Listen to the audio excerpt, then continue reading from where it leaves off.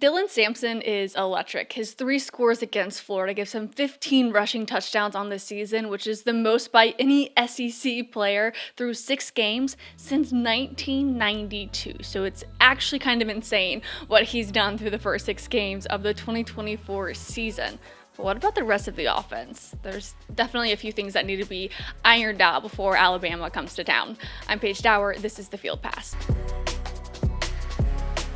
Of course, for Tennessee Volunteer fans, it's officially Bama Hate Week as Alabama comes to town on Saturday. So I figured it was a perfect time to go back to the last time Alabama played Tennessee inside Neyland Stadium, and who could forget the goalpost coming down after Chase McGrath kicked the field goal to walk it off for the Volunteers. And speaking of Chase McGrath, I actually had an interview with him earlier this week that I will release on Tuesday, going through that final drive for Tennessee as they go on to walk it off against the Crimson Tide. So definitely subscribe so you don't miss out on that conversation. It really was so much fun, kind of going back in time and going through his memory of what happened on that kick to win it for the Tennessee Volunteers.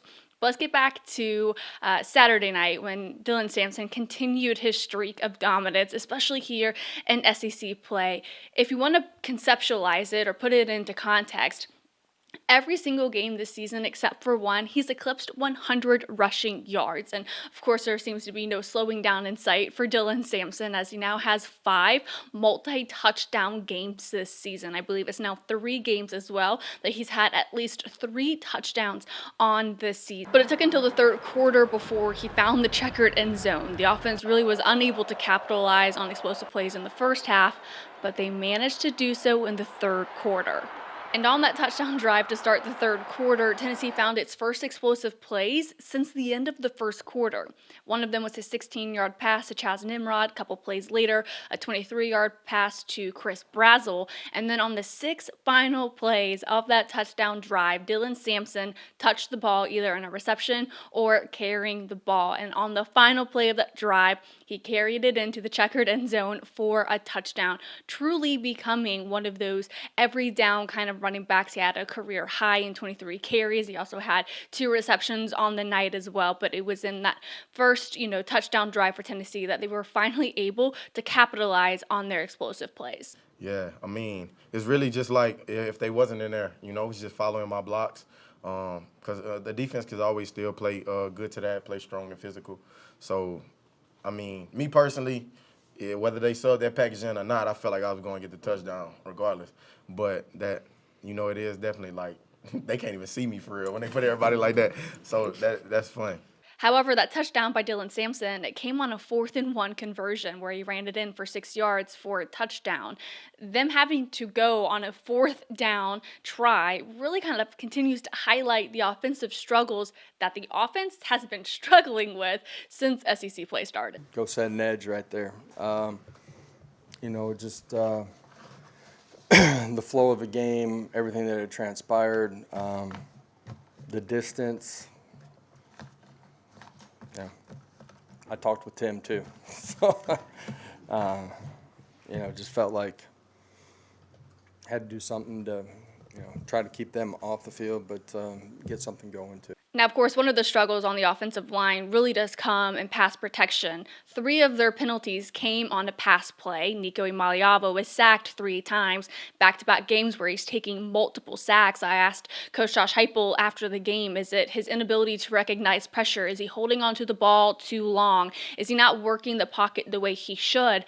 And kind of the theme through the night in the post-game press conference, Josh Heupel says, at some point, the players have to man up and get the job done. Misses a couple deep balls during the course of the football game.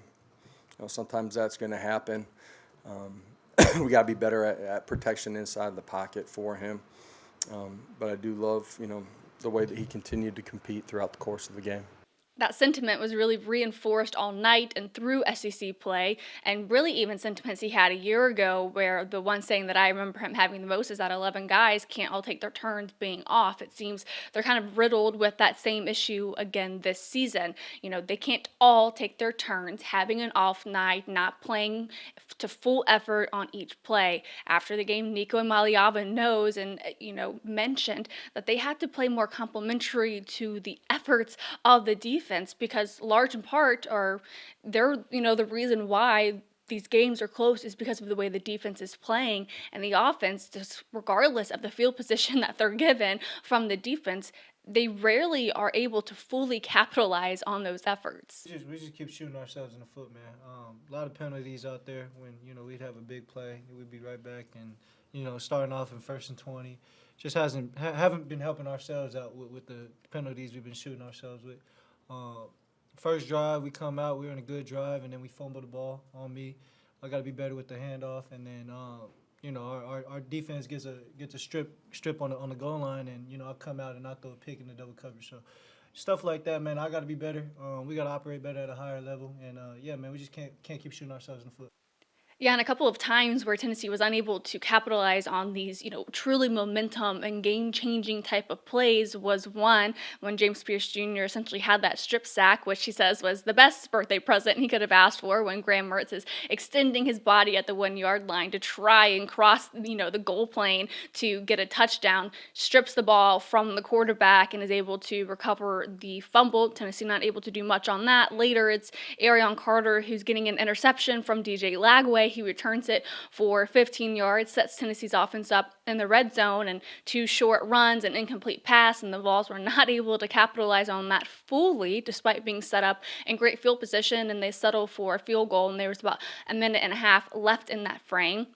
But if we keep it on the right spots of the offense, this was Arion Carter and James Pierce Jr. talking about those defensive efforts after the game. Playing high-low. I knew if I was able to high-low the quarterback, I'd be able to dictate terms on what he may or may not do. I know if I went down and went on the running back, that was just going to be an easy access throw, so I was just able to do my job and make a play. I was game plan said that sneak was coming, so I just tried to crush it as much as possible. He tried to bubble it, and the ball came out. Great birthday present for me.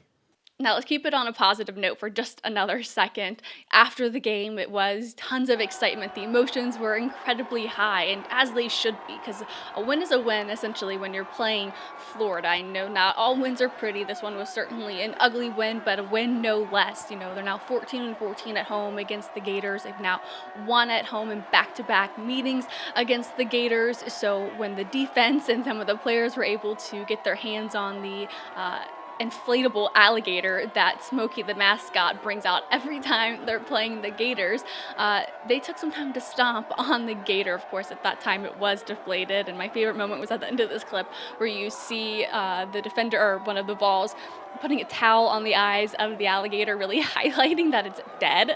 So I thought that was quite clever. But after all of that kind of simmered down and they're now walking back to the other side of the field, I'm following Dylan Sampson, and he's, high-fiving and hugging and talking to, coaches and teammates on his way back. And then there was this moment where the offensive coordinator, Joey Halsley, kind of tracked him down, pointed at him, and, kind of ran right up onto him, had this really awesome embrace, basically saying, way to fight tonight. I asked Dylan Sampson about that moment after the game, and essentially he says, it's nice to see, the coaches that level of proud in him.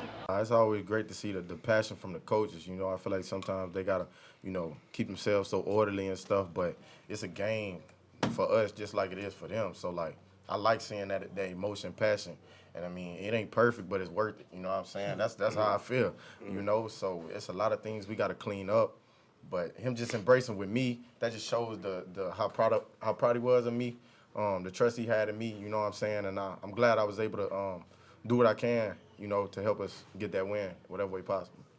And on another note, of course, and we'll learn more later today or maybe even as the week goes by, especially Wednesday night when that injury report comes out, it's Keenan Peely who went down early in the game against the Florida Gators. He would soon be ruled out in that game. Later, he was seen in crutches and in a lower waist brace because he had a lower body injury. After the game, Josh Heupel talked about, what Keenan Peely means to the program, and it's rare that you'll hear Josh Heupel, as the head coach, be so descriptive about his appreciation for a player.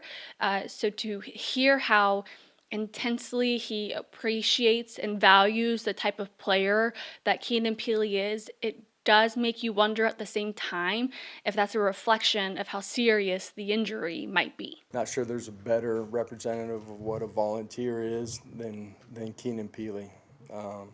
And you talk about a selfless guy that cares about the people around him way more than he cares about himself. That's an elite competitor, great leader, tough as nails, athletic, explosive, everything that you want.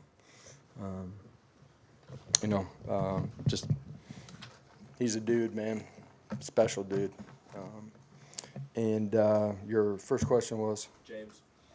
James, man, violent, destructive, making plays, huge play on the goal line, locked in, focused as a competitor throughout the course of it, no matter what was going on. Just really, really strong performance. So like I mentioned at the top of the show, I have a really awesome interview coming up with Chase McGrath that I really hope you all enjoy. I have so much enjoyed, working on that interview I had with him earlier in this week, and I'm so excited to release that on Tuesday. So please turn on the notifications if you have already subscribed. If you haven't, let this be a chance and a reminder to subscribe. And I really hope that you guys enjoy that on Tuesday. He actually will be in town, I believe, for that game on Saturday as well. So I'm sure fans will go crazy once he's probably eventually put onto the Jumbotron. Then, of course, Wednesday, it's more Tennessee basketball. I think I'll take a look at the men's side of the sport because coming up in a couple of weeks, we'll hear from the Lady Vols. So we talked about the Lady Vols last week, so we'll talk about the men this week. And then the voice of Alabama football will be joining the show, too, to do kind of a unique keys to the game, which we've not done here on this podcast this season. So I think it'll be really interesting to really kind of get an in-depth look at what Tennessee is preparing for in Alabama on Saturday. But thank you all so much. I'll talk to you guys tomorrow.